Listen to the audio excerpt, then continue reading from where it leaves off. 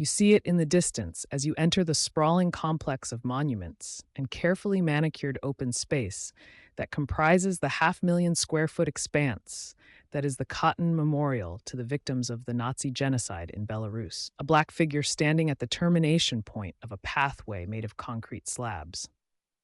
As you draw closer, the form of the object becomes discernible, and man, his body battered and his clothing torn, cradling the body of a boy in his arms, his face a mask of unspeakable anguish. Designed by sculptor Sergei Selikanov, the statue depicts Yusif Kaminsky, the only adult villager who survived the Nazi massacre in the Belarusian village of Katyn on March 22, 1943, cradling the corpse of his dead son, Adam. Kaminsky's grief is meant to be representative of all the suffering inflicted on the Belarusian people by the German Nazis and their proxies. Sergei Selikanov was no ordinary sculptor. Born in 1917 in the city of Petrograd, later renamed Leningrad, and today known as St. Petersburg, the same name it bore when it was first built by Peter the Great in the later 17th century, Sergei studied the fine arts, graduating in 1937 from the Vitebsk Art College. During the Great Patriotic War, Sergei served in the Red Army. He fought in the horrible battles outside Moscow and Rzhev, on the Kalinin and Voronezh fronts, and at the Kursk Bulge. He helped force the crossing of the Dnieper River, fought in Silesia, and ended the war, helping liberate Prague. He was awarded the Order of the Red Star, the Order of the Patriotic War of the First and Second Degrees, the Badge of Honor, and the Medal for Courage. Sergei knew the reality of war and the face of suffering. And when called upon to design a statue for the Cotton Memorial, he opted not to produce something from the school of socialist realism that defined most Soviet-era war memorials, but rather something more ragged, rough, that captured the raw emotion of a man who had watched an entire village be burned to death, including his family, and to find his son, his legacy, his future, amongst the slain. The name of the statue Sergei produced was the Unbowed Man. But for those who know, it is the statue of Yusif Kaminsky and his son, Adam. The Cotton Memorial is built on the land where the village bearing the same name once stood. On the morning of March 22, 1943, soldiers from the 118th Police Battalion and the SS Sonderbattalion, led by Oskar Dirlewanger. The 118th Police Battalion was stood up in Kiev in 1942.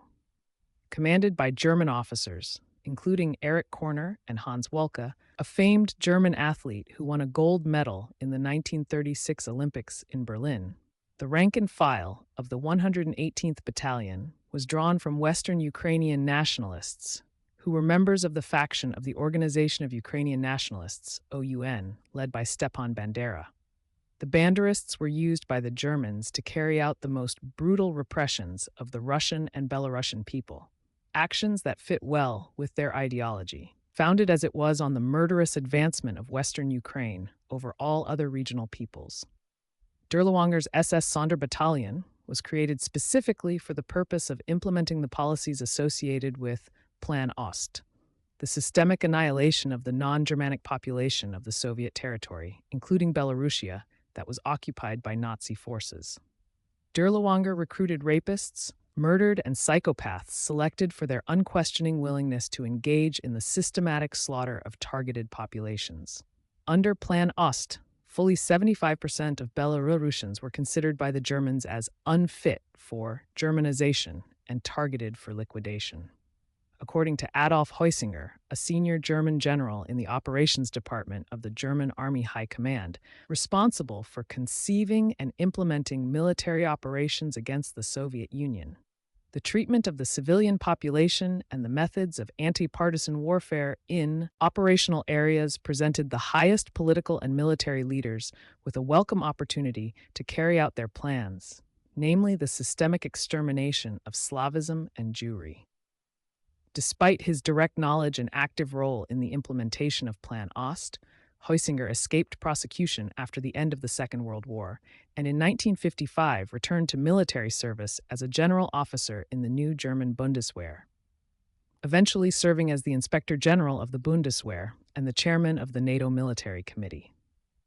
Between the Banderist extremists and the psychopaths of the Dirlewanger SS Sonderbattalion, the population of Katyn never stood a chance. The 22nd of March 1943 marked the spring equinox, a time when the sun is directly over the equator and day and night are of equal length. In Belarus, the days leading up to the equinox are known as Maslenitsa, or Butter Week, a time of feasting and merrymaking before the start of Lent. In the homes of the village of Cotton, wives and mothers were up early, preparing the dough for the various breads, cookies, and cakes they would bake to celebrate this event. The children of the village either remained in their beds or were scampering about, excited for the holiday to come. In the Kaminsky home, Yusif sat around a table while his wife and mother conducted the preparations for baking. Yusif was joined by Anton Kunkovich, who lived in a neighboring village and who had come to Cotton to talk to Yusif, who worked as a blacksmith, about helping craft several items he needed for his work. His three sons, Adam, Misha, and Vilya, sat nearby, listening as the men talked. Several kilometers away, the fate of Yusif and his family, together with the rest of the occupants of Cotton, was decided by others. Two companies of Belarusian partisans from the Avenger Brigade positioned themselves along the road connecting Pleshinitsy and Lahoysk. The partisans had cut the telephone wires and looking to ambush any German vehicles that might arrive to conduct repairs. Around noon on March 22nd, they got their wish. A small convoy consisting of 3 vehicles, an armored car and 2 trucks, approached the partisan positions. In the armored car was none other than Hans Wolke, the commander of the 1st Company of the 118th Police Battalion. Wolke was killed by the partisan fire, along with 3 of his Ukrainian auxiliaries. The partisans then fled from their ambush toward Cotton. Korner, the commander of the 118th Battalion, was incensed when he heard about Wolke's death. Informed that the tracks of the partisans, which were visible in the snow that still lay on the ground, led to Cotton, Korner ordered the 1st Company, together with reinforcements from the Derlewanger SS Sonderbattalion, to exterminate the village and all its occupants. By the time the Germans had assembled the punitive force, the partisans had fled from the vicinity of Cotton. Only a single female partisan was discovered in the forests outside Cotton. She was executed on the spot. According to the report of the partisans, Katyn was destroyed and all its inhabitants burned in the barn. In total, 140 people were burned, among them 70 children between the ages of 1 and 14. 8-year-old Viktor Andreevich Zhelobkovich was one of 3 survivors to emerge from the barn. In 1986, he provided this account of that horrible day. That day before dinner, my father and I went to the barn to prepare hay for the cow. Suddenly we heard gunshots. We ran into the house, told all the people to hide in the basement.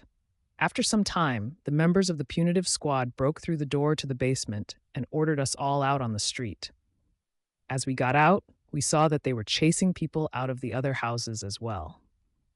They brought us to the barn, which stood a little bit outside the village. I saw half-dressed and barefoot children. The Germans did not allow anybody to get dressed. The barn was 10 by 12 meters. The people calmed each other, told themselves, "They are just trying to scare us and will let us go." We sat for about an hour. When someone climbed up under the ceiling to see what was going on, the punitive battalion noticed it and opened fire. The bullet passed me by. Through the cracks, I could see how they gathered hay and were pouring gasoline. People went out of their minds from fear, realizing that they were to be burned.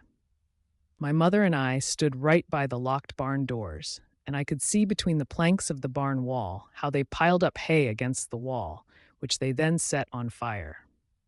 When the burning roof caved in, the people and people's clothes caught on fire. Everybody threw themselves against the doors, which broke open.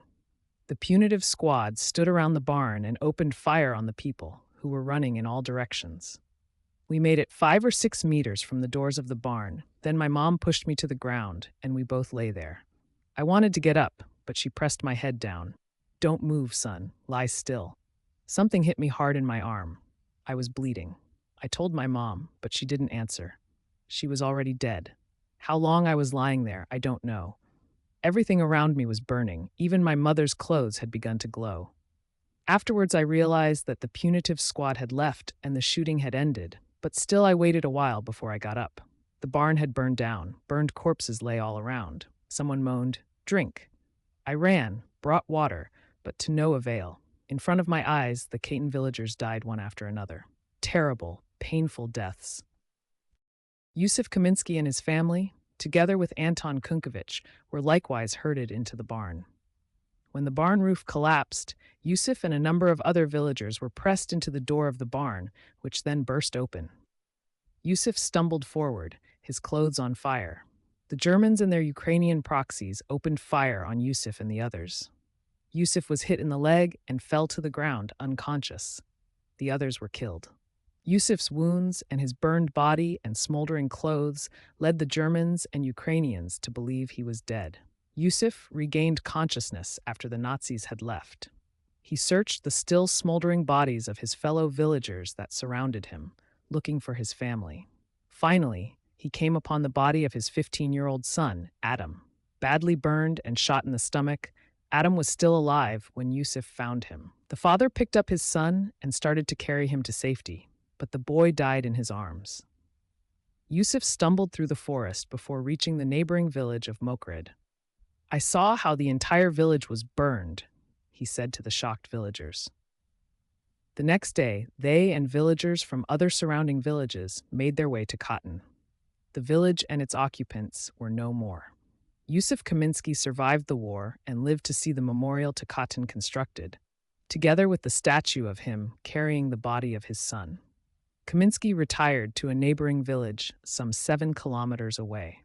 But for a decade after the memorial was built, Kaminsky would make the walk to the memorial, where he would stand by the ruins of his former home, in the shadow of the statue marking the most horrific moment of his life, and share his thoughts and memories with visitors. "I owe it to the memory of my family," he explained. Yusuf Kaminsky passed away in 1979. Some 627 Belarusian villages were subjected to the cotton treatment by the Nazis, their entire populations herded into barns and burned to death. In total, more than 3.1 million Belarusians were killed by the Nazis, 1 in every 3 of its citizens. More than 12,000 villages were destroyed.